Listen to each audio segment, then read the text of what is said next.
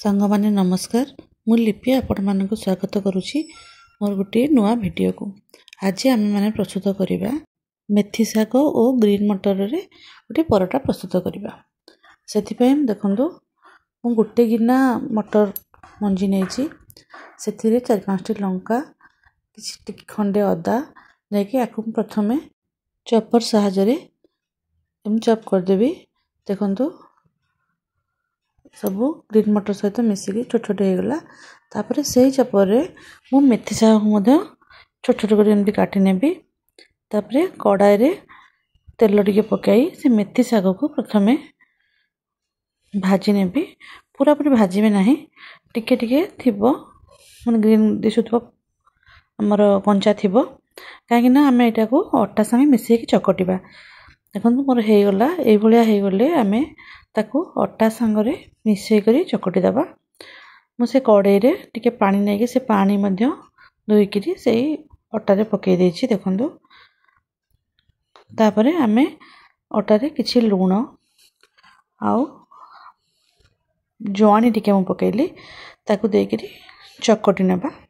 एपटे से कड़ाई रे मु आउ टिके तेल देछि।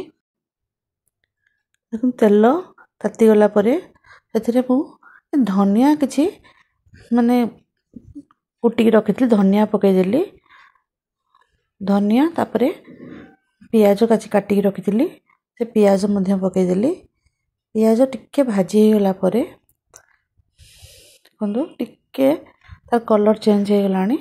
एबे आमे जो मटर काटी रखिथिला मटर मंजी जो ताकू मु सेई कड़ाई रे पकई नेली। आउ मटर गुड़िक सिझा पर्यंत भाजी देबे। देखो कंचा मटर बहुत जल्दी हो जाए। एटा को भी आमे पूरा भाव में परोटा भितर देबा तेणु बेसी भाजी हेले भी सेटा आउ थरे सिझिबो। से परोटा कला बेले मुझे लुण पकई देली। आपणकर इच्छा अनुसार आपण मसला मध्य व्यवहार करि परिबे। जदि आपण खाली मटर रे करबा को चाहू नांदी आपण एथिरे किछि वेजिटेबल्स मध्य मिसई परिबे। किंतु मु एटा मटर जेहेतु खाली बनेछि एटा हे सारला परे प्राय मोर एटा कुक हे आसलानी 5 मिनट खन लागिथिबो। आकु मु अलग जगह को बाहर कर नेबी। तापर देखो अटा मु चकटी जो रखी थिली सेथिरे एही मटर को पूरा दे मंडा पिठा कठिला भलिया सब गढ़ी नेबी।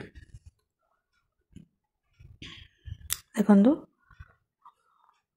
ए भली आपण जते पूरा धरी परिबो सेते देबे जो खाइला बेल को भल लागि थाए। ए भली मु प्रथमे सब गढ़ी नउचे। देखंतु पिठा गढ़ला भलिया गढ़ी करी आपण से भीतर जते धरी परिबो आपण से अनुसार पूरा देबे। अत्यधिक मध्य देबे नाही नले परोटा फाटी जाई बाहरी आसी थाए।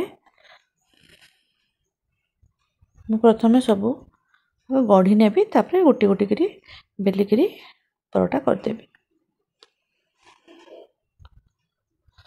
देखंतु वर्तमान मु किछि अटा गुंड दे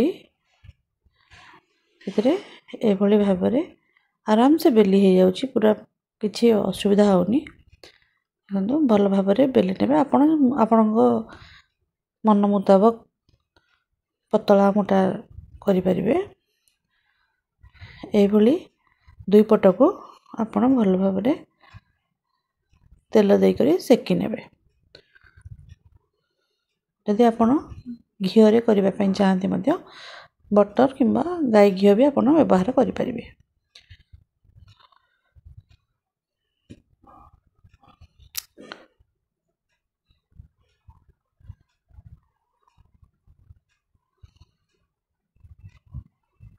किंतु दुई पट को भल से धीरे आपण गैस रो फ्लेम टिके स्लो करथिबे।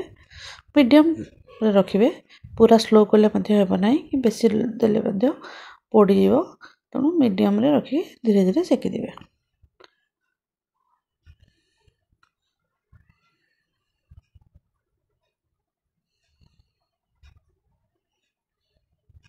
देखंतु मझिरे मझिरे टिके स्लो पूरा कर दउछि गैस रो फ्लेम को आउ नहले भल भाव रे एमती सेकी नउछि। एही भली भाव रे सब परोटा गुडी को हमें करनबा। सांग माने यदि मोर वीडियो आपन को भल लागुछि ताले लाइक शेयर और सब्सक्राइब करबा को भूलिबे नाही। देखंतु मु गुटी गुटी करी एमती सब परोटा गुडी को करि नउछि। वर्तमान मोर परोटा गुडी को प्राय सब हेई सारिछि। वीडियो को देखिथिबारु धन्यवाद। नमस्कार सांग माने।